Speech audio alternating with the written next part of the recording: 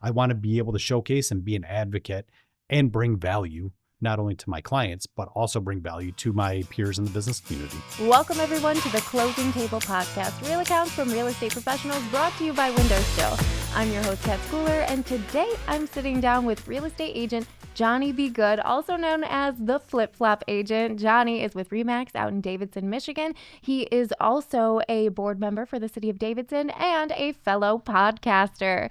Today, Johnny and I sit down and talk about how he decided to brand himself as the Flip Flop Agent, some of the biggest lessons he's learned in this career, like the importance of asking his clients how they like to communicate. And then we also talk about his 3 podcasts, starting with his first one, The Community Collective with the City of Davidson. This is for my kids. And then his last one, Incredibly Uncensored. You guys should all give him a listen. But first, listen to him talk to me here. So let's jump right in. John, thank you so much for hanging out with me today. I'm so excited to talk to you about your story. So Let's kick it off with, you are the flip-flop agent. I think I know why. Wearing flip-flops right now. Yes, I am.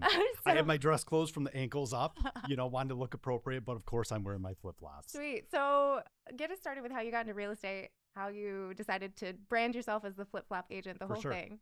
So, years and years ago, I owned a bar and grill and ended up behind the bar. You're working a bunch. You're always stepping in beer. Things get spilled. You're moving around through the kitchen and whatnot. At the end of the night, I'm like, dude, I don't want to get back in my car with these nasty shoes from all the nasty bar stuff that was on the behind the bar, basically. And so I would always have a pair of flip-flops in my car, and I would keep changing into them. Before that, I was in construction, same thing, work boots. I don't want my car filthy, my house filthy. So I always wanted to change out my footwear, for lack of a better word. I don't have some weird foot fetish or anything like that. I don't even like my own feet, but I can't stand wearing socks and shoes. And honestly, if I was forced, and I had to wear shoes somewhere, I'd have to go buy a pair. Oh, wow. I would have to go buy a pair and some socks as well. I just don't own them. All winter long, even here in Michigan, I still wear my flip-flops. That's brave. It's probably a little insane. I've probably been a sociopath in that regard. My wife has recorded multiple videos of me actually shoveling our driveway in flip-flops. Oh, wow. Yes. Yeah, I'm a little crazy when it comes to footwear, but we owned a couple of businesses back in the 2010s. My wife and I did, before we had kids, because that's when we had all the time in the world. And so eventually we decided to start our family, had some kids. We now have 4 kids. And I was like, okay, this is too much time. I need to be able to devote more time to my family. And so wanting to keep that entrepreneurial spirit, because I'm a little bit of a serial entrepreneur, I needed something that offered me some independence and some flexibility with my schedule, my timing, my ability to earn, things like that. And so when I looked at it, I'm like, real estate really is probably where it's at. And so it's really resonated with me because I get to kind of be my own boss without having to manage, a physical store, a brick and mortar, something along those lines, and staff. The only person I have to blame is myself, right? If I need more business, I just have to go out and get it. So has it been kind of everything you expected it would be? Absolutely. Yeah. Absolutely. You have to learn, and that's what I love about it. Here in the state of Michigan, pre-licensing is only 40 hours. And I say only 40 hours, but that's not much when you look at the grand scheme of education. So you take the class, you get the education, the quote unquote education, and then you go and take your state test and they tell you whether or not you pass and you're licensed, and you don't know anything. You don't know how to write a purchase contract. You don't know how to list a home. You barely understand how to access people's homes for showings. And it's like, okay, now that I actually got the piece of paper, now I need to get into the nitty gritty of it and really determine, what type of business I want to have for myself, and how I want to approach real estate. So how did you make those determinations for yourself? Did you have mentorship? Were there people in the industry, like, big players in the industry that you looked to, and you kind of saw what they were doing and took what worked for you? How'd you develop that? Yeah, I have a very unique personality, as referenced by my affinity for flip-flops and stuff like that.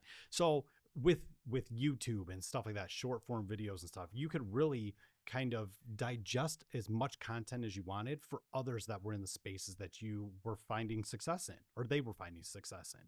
And so I really watched a lot of that information, Ryan Serhant, stuff like that. Ricky Carruth, he does a 0 to Diamond platform as well for real estate agents. And it's amazing. Just really tried to be a sponge and soak up a lot of information. So, I mean, at that point, I was just kind of like, what's going to work for me? When I started out at a boutique brokerage, something that was local. It was a good learning experience. Got some really good training there, but I'm a technophobe. I Oh, absolutely okay. I love technology. I want to use technology. So like they're like, oh, here's your nice pen and here's your purchase contracts. Here's all your paper. I'm like, oh, I'm a digital boy in an analog world over here. And so I Mm. wanted to make that transition. So after me with the boutique brokerage for a little bit, I decided time to make the move and ended up going over to one of our local Remax offices there. And it's been gangbusters ever since. Just really was able to elevate my game and my capabilities through that national brokerage, and it's been fantastic ever since. Been with them for coming up on 4 years here. At the end of this Nice. year, yeah. Congratulations. Thank you. Well, so technology, what are your favorite pieces of technology to use in your I business? just I just love all of it. Mm-hmm. I actually just got back from the Bahamas on Saturday. Oh, Took nice. a quick trip down there and actually had two closings. I was doing everything from my cell phone. I was able to update dot loop documents. I was able to send things out for signature. Actually wrote a purchase contract down there for a client. Reviewed home inspection stuff. So I mean, it's just the technology as a whole, being able to conduct business remotely. I don't have to be in front of my in my office or at my desk, or I have to print some documents off. I can do everything like that. And it just makes life so much simpler for those of us that really enjoy using those programs. Wow, that is so cool that you can do all that from your phone. I'm such a millennial, and there's like this joke about millennials. I Mhm. don't know if you know, like where it's like, oh, if I'm making a big purchase, I have to do it on my laptop. Like if I'm doing big Yes, things, I have to yes. do it on my. It's like you're like doing documents on your phone. It's too little. It's too little for big things. That's so valid. That's so valid. Well, and the other thing is, so I consider myself a geriatric millennial because I Mm-hmm. was born in '81. Just On right the there. cusp, I'm yeah, right there. But I don't claim that Gen X title. Not yeah, not yeah. not not not yet. It makes me feel too old. Mm-hmm. Right. So for me, I do feel that same way. My wife is very funny. She does everything on her phone. Everything. Mm. Where me, if I'm going to do like some shopping or I'm going to book a trip or I'm going to do something else, I'm doing it all from my laptop. That's like my home base. So I'm Yeah. with you there 100%. Yeah, yeah. I mean, buy a t-shirt on my phone, buy a couch on the laptop. That's right. Different I things. don't even need to go into the store, but I need Yeah. my laptop. Yeah. I need my laptop. I have to have that. Um, so in kind of developing your style, Mhm. and in working with clients, what is it like for people to work with you? Yeah. Well, what you see is what you get. You want to talk about building a website with WYSIWYG and stuff like that. With me, what you see is what you get. I kind of am who I am. And I have had clients where we didn't mesh very well, Mm, and we had to part ways, or I recommended a different agent, whatever else, because I'm fairly brutally honest with people because I have an understanding that I'm looking out for their best interest, right? mm-hmm. They need to know that. Like too many people think like, oh, and this goes for any sales. Oh, I'm just a paycheck to them. I'm just a paycheck. I don't matter. I don't do this. And that with me, that's not the case. I take my job very seriously and I take the profession, my career extremely seriously. So when I'm working with someone, you know, I'm going to tell them, hey, this is a good house. This is a bad house. I think we need to look at something different. I think it could be any number of things. And talking to people in the industry, things are always different. Mm-hmm. Every home is different. It also scratches that ADHD itch that I have where I need something different all the time because I would get bored going into an office, sitting in a cubicle, doing the same thing day in and day out. So that really works for me. But when clients work with me, we have a lot of fun. And I think one of the most interesting things for me is I've established a lot of long-term friendships that I didn't think would have been the case just through working with people because we could spend weeks, months, sadly in some cases years with certain clients Mm-hmm. looking for homes. So to really build that rapport with them and get to know them on a very personal level is very, very rewarding for me, and I enjoy that tremendously. Yeah, it's every person I talk to on this podcast is so incredibly caring Right. and so incredibly, passionate about what they do. And it's really incredible to see. And then you can go out there and you can, look at homes, or even I think you can tell by looking at an agent's listings Sure. the type of care they're putting Right. in. And, I'm looking right now and I see some things and I'm like, the agents I talk to, I don't think they would do it this way. Right. Right. No, that's very true. Well, and there's a lot of old school old school mentality there, as that older generation makes its way out of the industry and new people come in, or those of us that have, entered at a little bit of a later age, we're getting our feet under us. But like going back to technology, I use Chat GPT, I use Claude, I use these things to help develop listing descriptions, to help look at and say, hey, why don't you review what this listing looks like? And give me some suggestions for being able to market it, things like that. And I love to utilize that as well. And that showcases my capabilities as somebody that's on the cusp of, the forefront of technology, wanting to move forward and wanting to showcase and market their property the best way that I know how. Yeah.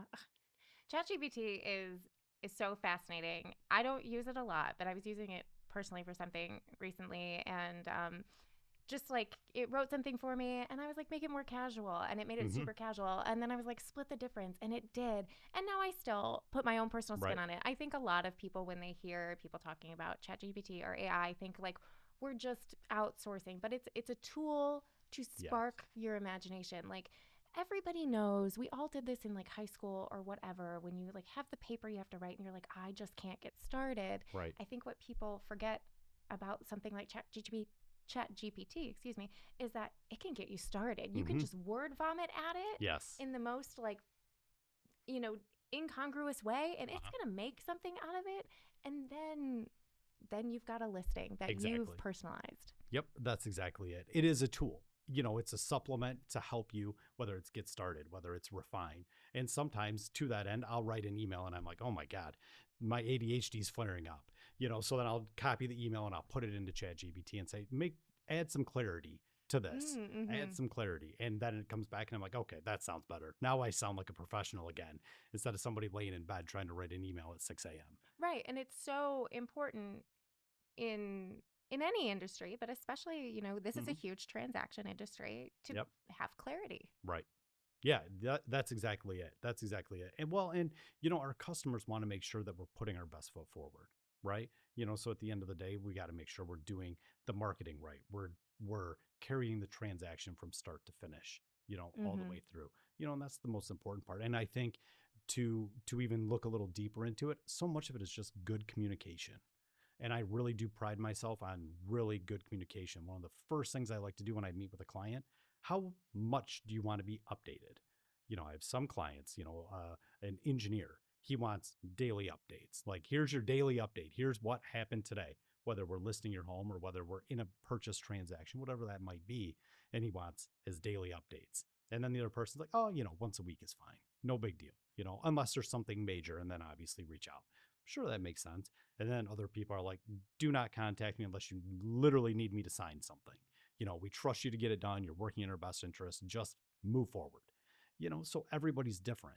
But I think that communication aspect really goes a long way, in ensuring that a client can trust you and trust that they're working in your best interest. Yeah, I think it's really important that you ask that, because different people have different things going on in their life. Mm-hmm. And, if you have a lot of things going on, maybe that extra level of communication is just maybe one too many things. Yes. Yeah, exactly. Exactly.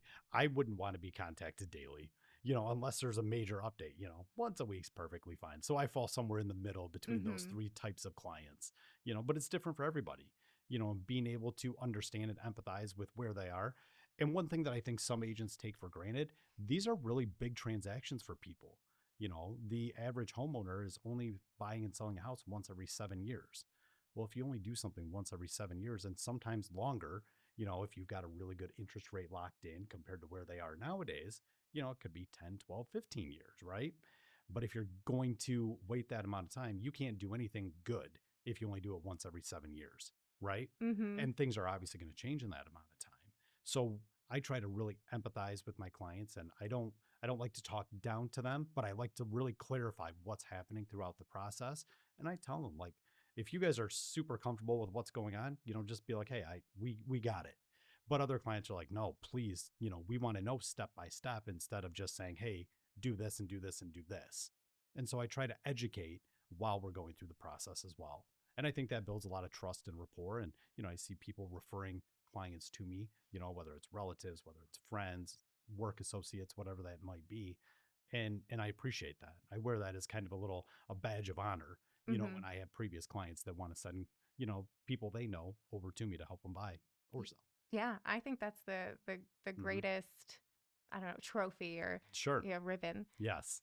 Yeah. Um, Speaking of clients you've helped out, do you have Mhm. any kind of memorable, client success stories that you'd like to share? Well, I don't know about success stories because all of my clients Right. are we're successful in what we're trying to do, and that's trying to either buy or sell real estate, right? But I think, and I kind of hit on it here previously, what I really pride myself on is it's more than just a transaction. Mhm. Really getting to know these people on a personal level, getting to know their kids, their dogs. For some reason I'm not real big on closing gifts. That's not something that ever gravitated towards me. um, my wife is my wife always laughs because if she didn't buy the Christmas gifts and set up the birthday parties for the kids, I would come home with like a Meyer bag and be like, here's your birthday gift, kid. Like literally the day of. And I appreciate that. And she knows that about me.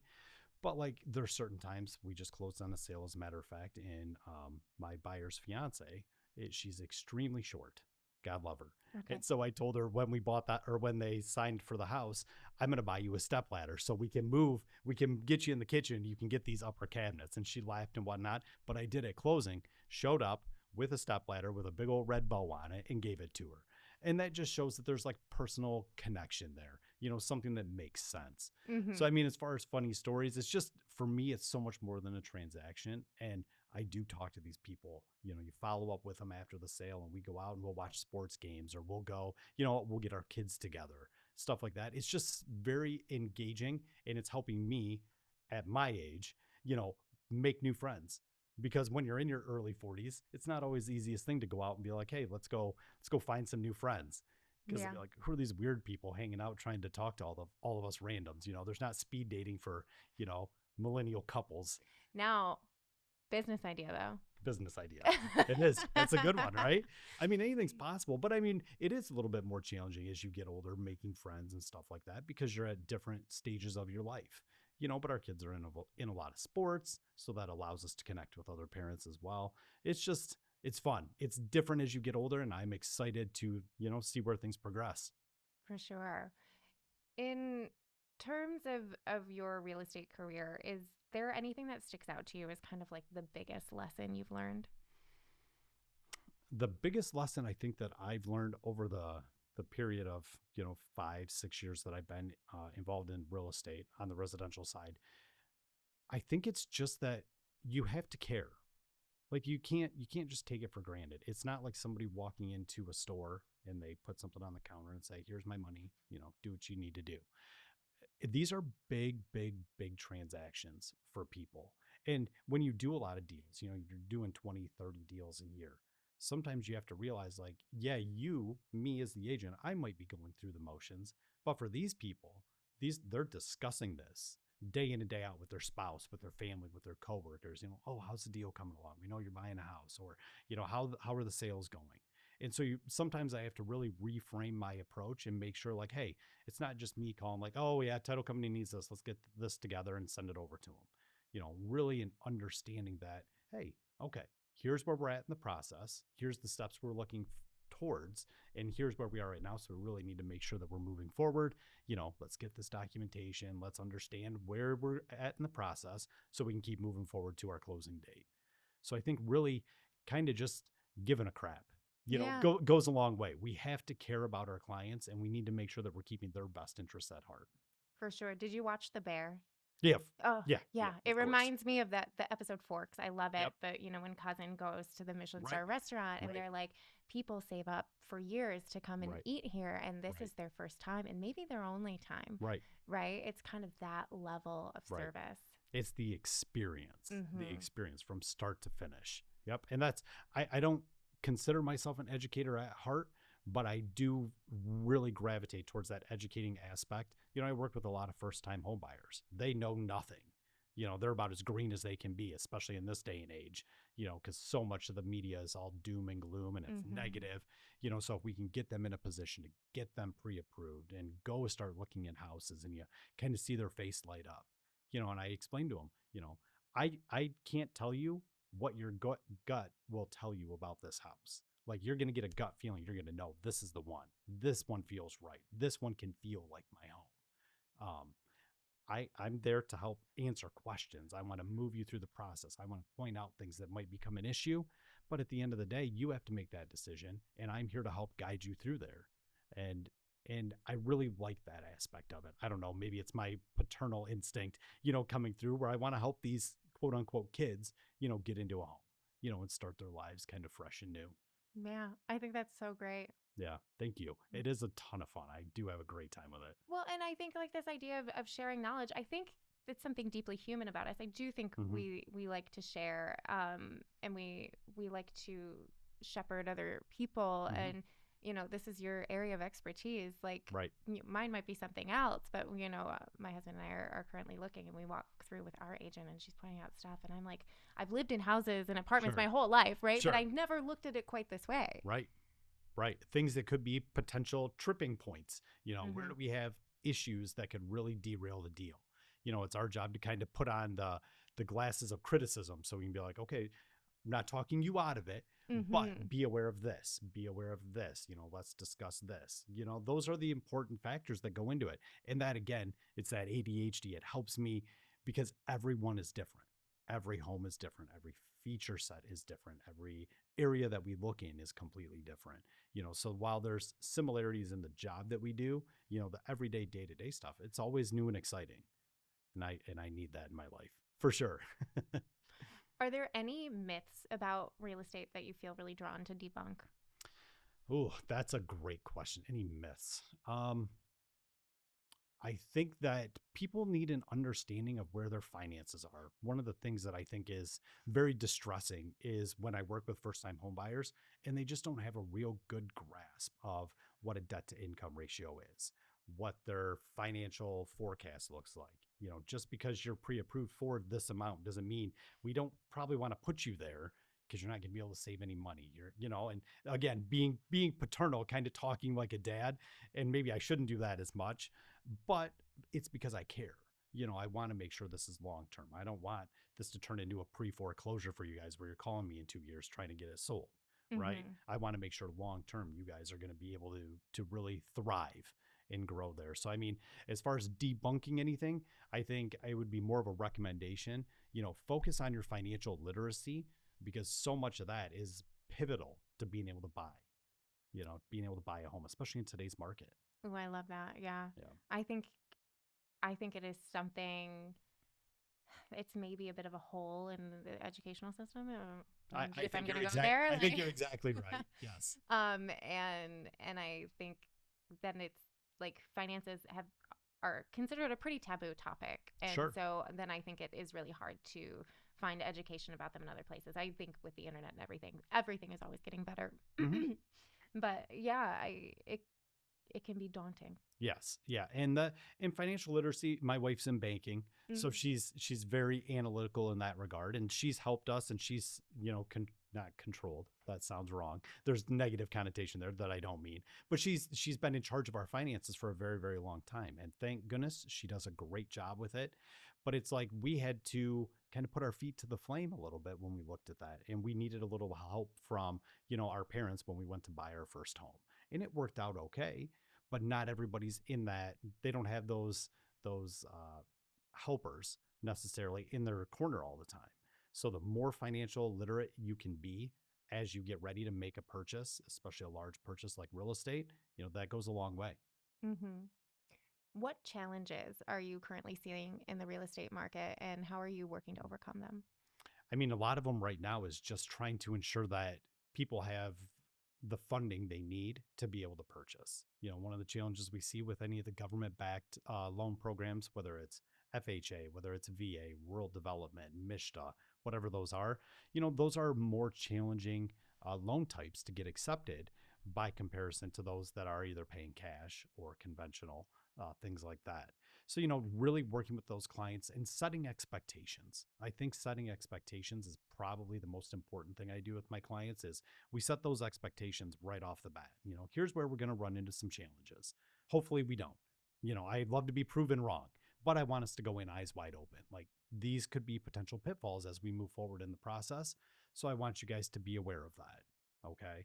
And that goes a long way. So I mean, for me, it's just you have to really work through understanding what the clients are capable of and how well they're how knowledgeable they are about, oh, okay, yeah, that makes sense. Or, I don't want somebody to say, why didn't our deal get accepted? Well, Mm-hmm. we were up against five other offers, and that still is kind of happening in the market. Whether we want to admit it or not, it's out there. It's not everyone, but we still see some of those where all of a sudden we're in a multiple offer situation.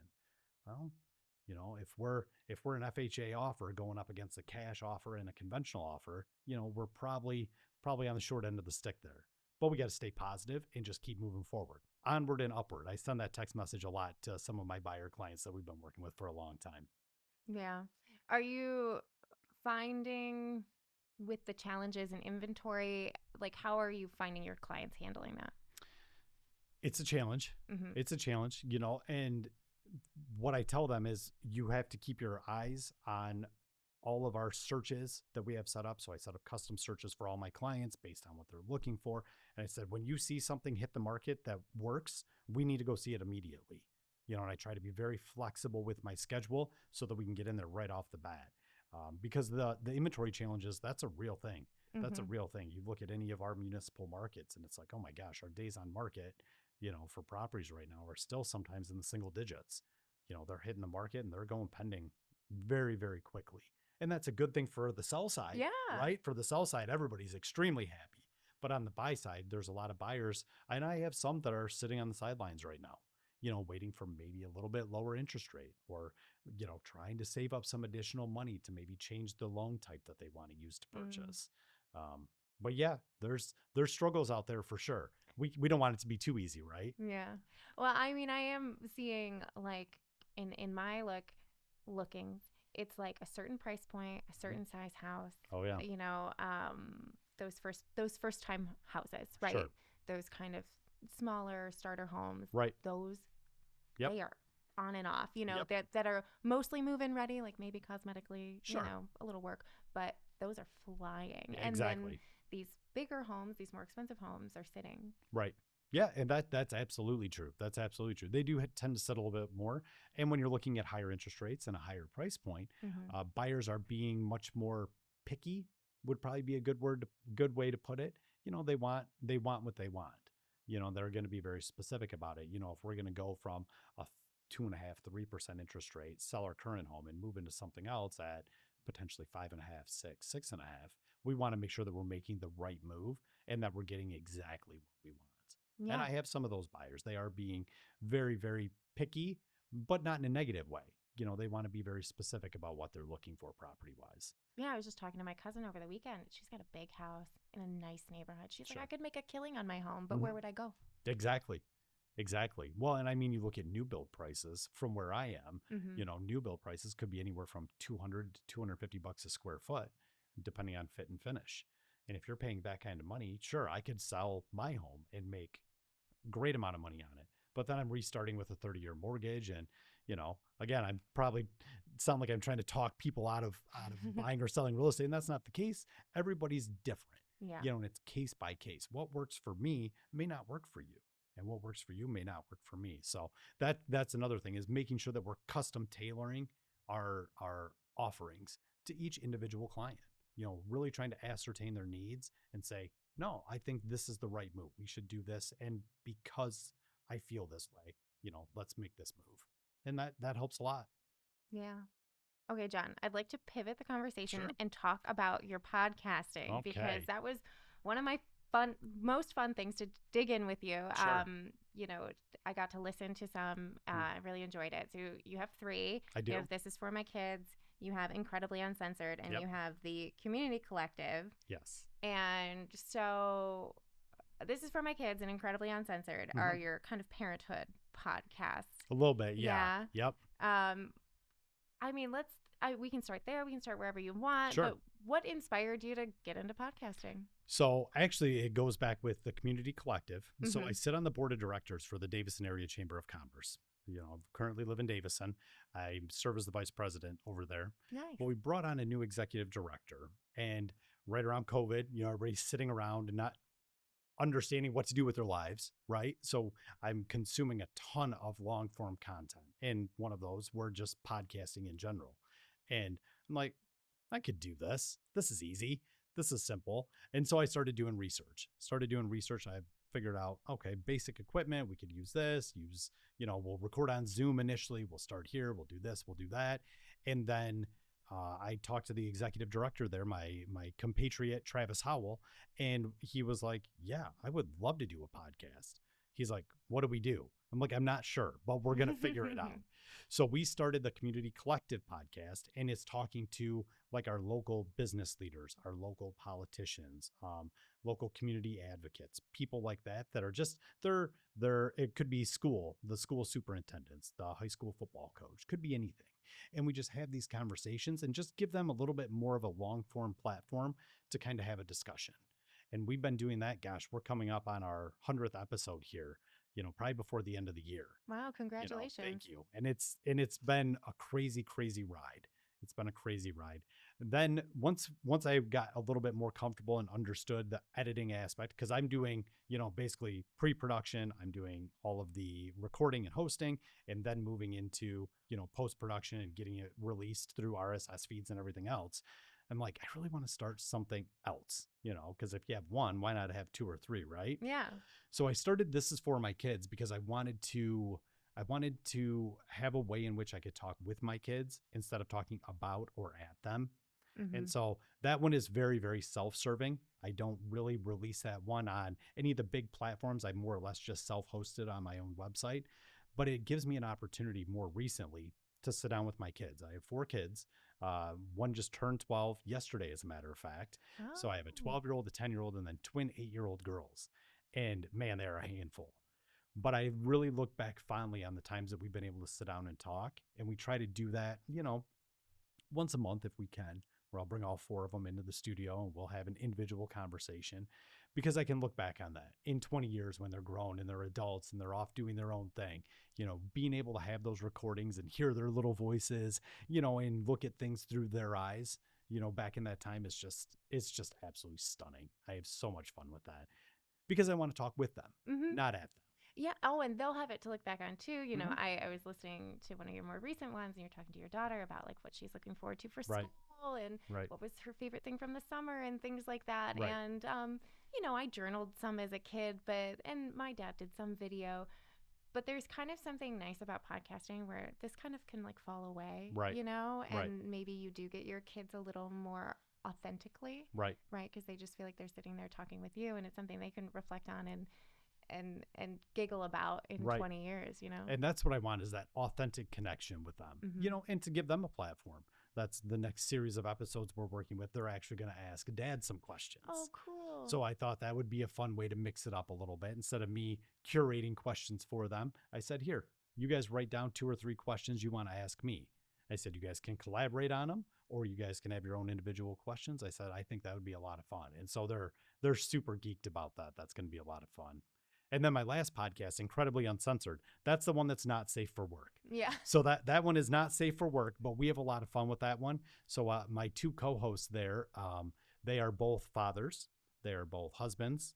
All 3 of us actually have twins, which is super wild. The numbers on that, the probability there seems really high, or really low, I mean. But we all just sit around, and I tell my wife, I'm like, babe, it's cheaper than therapy. It's cheaper than therapy. I can sit around with the boys and we can kind of talk about whatever's on our mind. We just talk about what it's like to be a millennial and what it's like living in 2024, and whether it could be politics, it could be movies, it could be sports, could be anything. We talk about just anything under the sun. I love it. It's so cool. Everybody should go check them out. We'll link them below so everybody can find. Awesome. Do you have because each of them is so different. I can imagine they kind of just fill different places in your heart. Yes, yeah. That's exactly it. Each one of them is near and dear to my heart because I am what I would call a serial entrepreneur. Mm-hmm. The Community Collective is amazing. I want to give other business owners, the ones, because the struggle's real. I've been there. I know what it's like to have a storefront, to have to deal with employees and with suppliers and all this other stuff. And it's crazy. and it's difficult and it's challenging, and I empathize with that. So if I can give these people a platform and I can help showcase what it is they do in the community, and try to drive some business to their place, I want to do it. I want to be their biggest advocate without a doubt. And then this is for my kids. We discussed that, just the ability to be able to have that as a point of reference as they get older. I just love that idea that I can go back in 10, 15, 20 years. Anybody can, and listen to me just have a real heart-to-heart conversation with my kids. Not something, because everything you see on social media nowadays is all curated. Everybody is always living their best life according to Facebook. And we know that's not real. It's not real life, but it can still be fun and engaging. And then Incredibly Uncensored, like I said, it's cheaper than therapy. So to sit around and be able to kind of hang out with the boys and kind of just unload on life and different things, it really does. It allows me to just relax and just sit back and just laugh, just belly laugh for hours on end. Sometimes we have a great time with it. Yeah. I listen to some of you guys. Just seem like you're having a ball. And like, that's something you can look back on for yourself. Like, oh, I felt this way about this at this time. Like, I've changed, or like, oh, look at what life was like back then, things like that you can look back on for yourself. Yeah, without a doubt. I think that's something that us millennials do way better than some of our boomer parents, is that, we can change our minds. New perspectives, new information comes to light. We can be like, oh, you know what, I'm going to pivot on that subject. I understand it better, or I'm looking at life through a different lens. So yeah, I think being able to understand perspective is really, really important nowadays. Yeah. I think all of this is so like, everything about what you're doing works together so well, for not only for your business, but to help others, and, for you to continue to challenge yourself to be a great communicator, right? Like, that's the challenge, is the communication. And I think it's so cool that you've taken on all these challenges, and that you're producing so many different things that are of value to people. Yeah. And that's what it is.